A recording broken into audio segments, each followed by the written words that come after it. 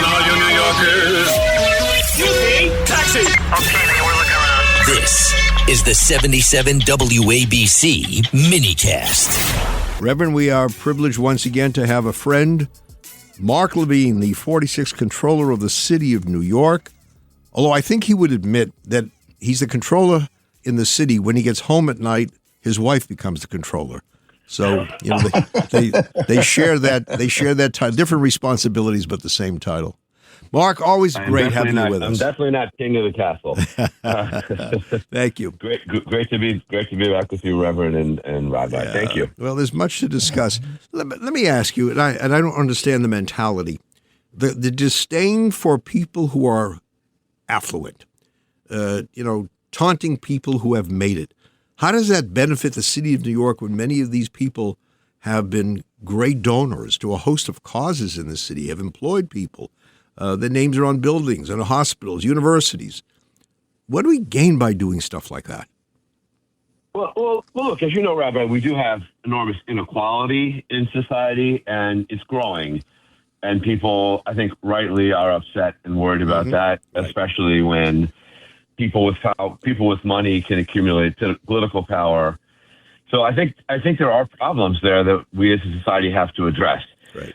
I feel like the goal should be to eliminate poverty, and that, if, for example, in New York City, if we had all the wealthy people leave, we would not be better off. We would simply have lower tax base that would ultimately mean less money for schools and parks and social programs.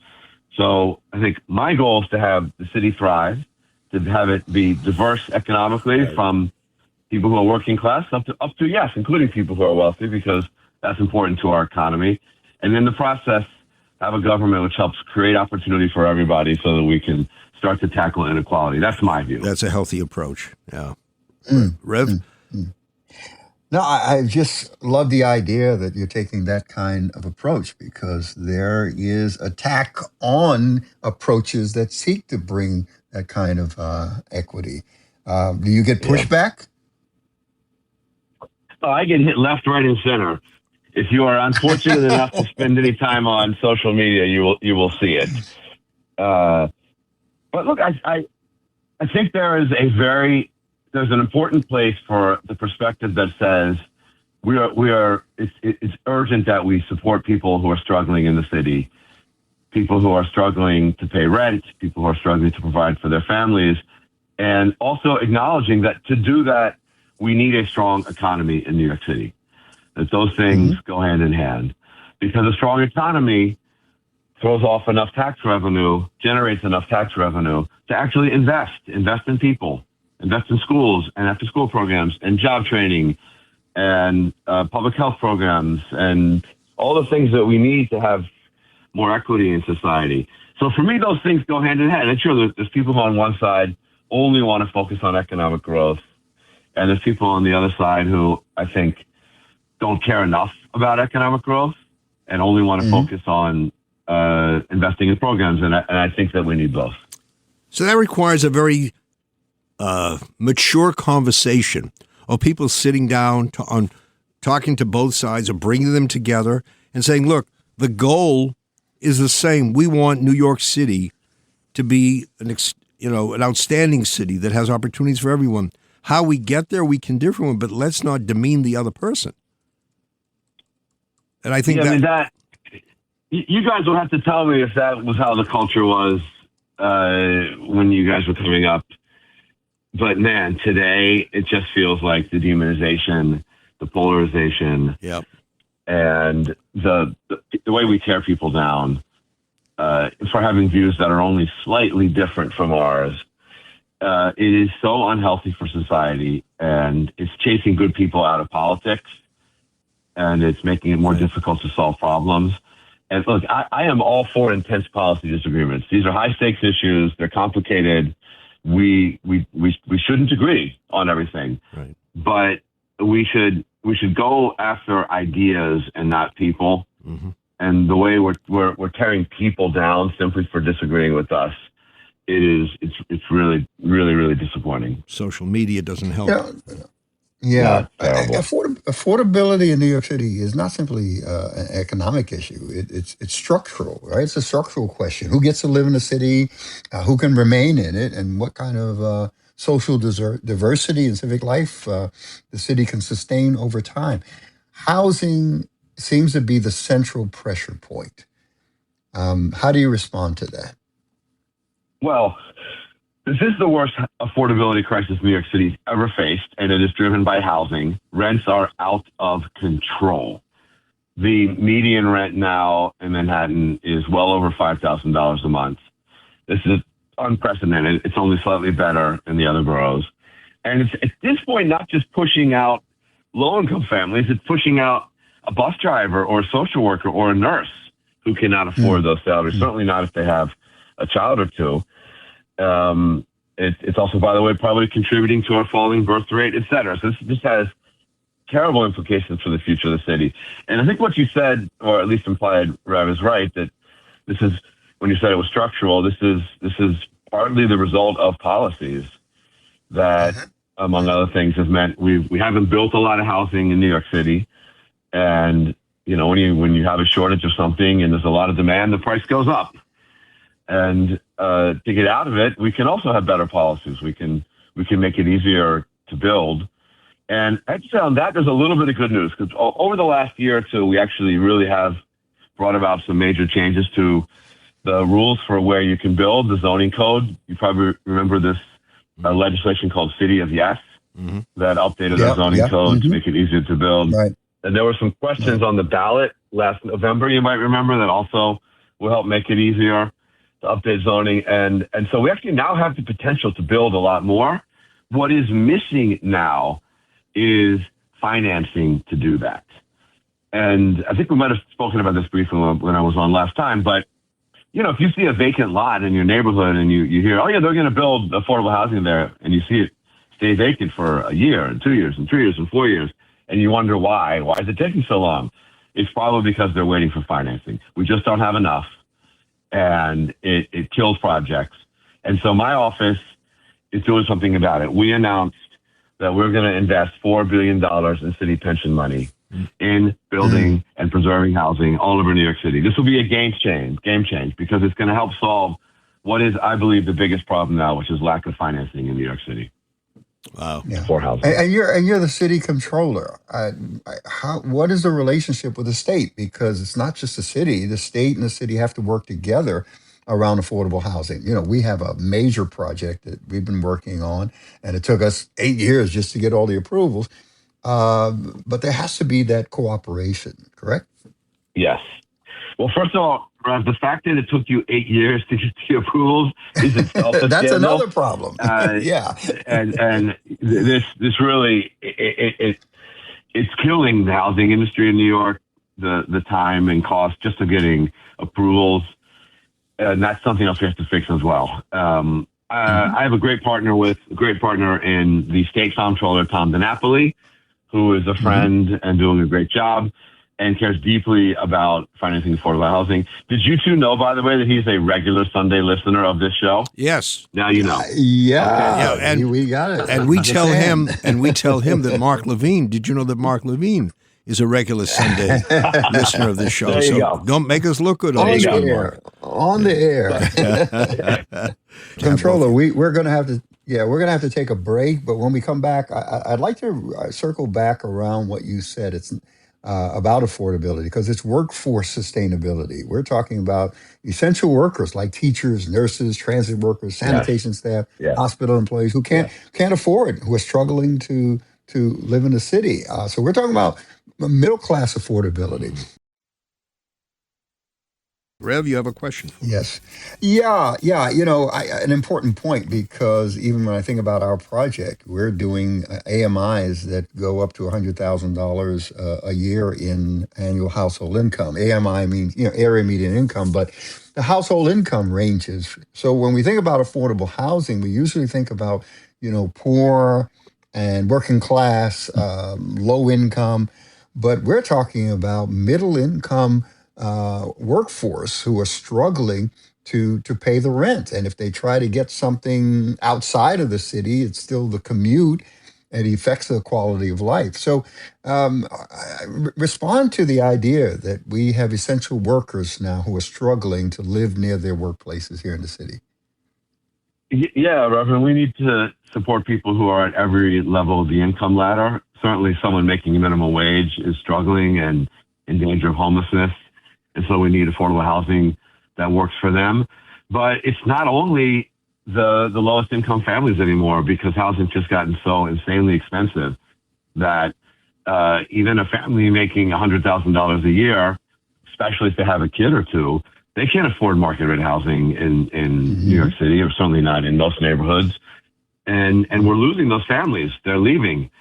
It's a very common pattern now that New Yorkers, when they hit their 30s, if they have kids, they leave the city. And it's in part because of the impossibility of finding housing they can afford. So you are referencing what is known as workforce housing, which is it's still considered affordable because it has income targets and it has some subsidy usually from the city or the state. But it is a place where a bus driver or a social worker or a nurse or a teacher can afford to live. A lot of times what happens to folks at those levels of incomes is they feel like they're stuck in what they call the donut hole, which is they look at affordable housing online and they make too much for that. And then they look at market rate apartments and they don't make enough to afford those. Enough of that. And so they feel like so they feel like they're just stuck in the middle or the donut hole. And what you're doing in your project, which sounds wonderful, is serving those people who are getting left out. And we need more projects like that. And we're very deliberate in making sure we focus on those kinds of projects. We have some in the pipeline that are targeted towards workers. Somebody was talking to me about generational subsidies, that now you have this young generation. You talk about $5,000 plus for an apartment.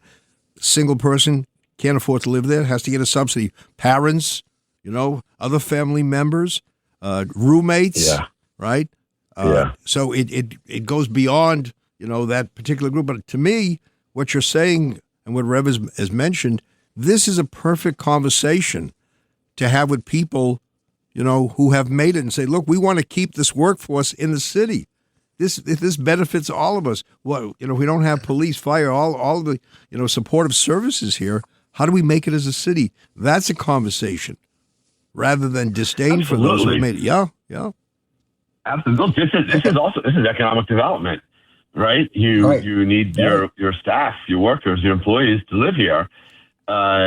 If you run a restaurant in the West Village and the only housing your employees can afford is on Long Island or Pennsylvania, you got a problem for your business. Yeah. Right. Also true if you're running JP Morgan Chase, right? You need a place for workers at all income levels to be able to live. And so affordability is also in part economic development. Yeah. Right. And there's a policy tension, Controller, between growth versus access, because you want to ensure growth, but you want to ensure that the growth doesn't unintentionally narrow access to the city because you can't afford to live here. Tell us about navigating that tension. I mean, this has been the cycle that's kind of plagued New York City for generations, where if we're doing well economically and growing, then housing gets too expensive.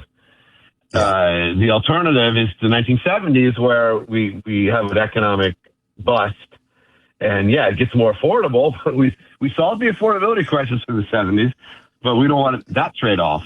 The only way of life you can, exactly. Mm-hmm. The only way you can solve this conundrum and have growth and a prosperous economy without it being an affordability disaster is if you are adding supply to housing.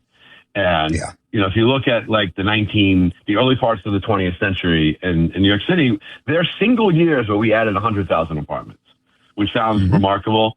Now it's more like 25,000 apartments a year, maybe 6,500, which are affordable. And that pace is not going to do it. We probably need 500,000 new homes in New York City. If you look at just the population and the demand and how many young people need housing, and et cetera. So, we could do that in a decade if we were building 50,000 units a year. So if we doubled the pace, to me, that should be the goal. That if we can do that, then we can break out of this cycle. We can be prosperous as a city, and we can make the city safer and improve quality of life. But there'll be new housing that will take some pressure off the rents.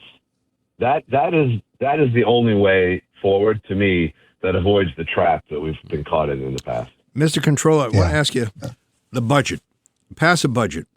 And you know that in passage of budgets, there's some gimmickry, there's some real serious approaches. Talk about both. Talk about some of the gimmicks that are often used, not just in this administration, but over the years, historically, these one-shot measures that really don't change the dynamic.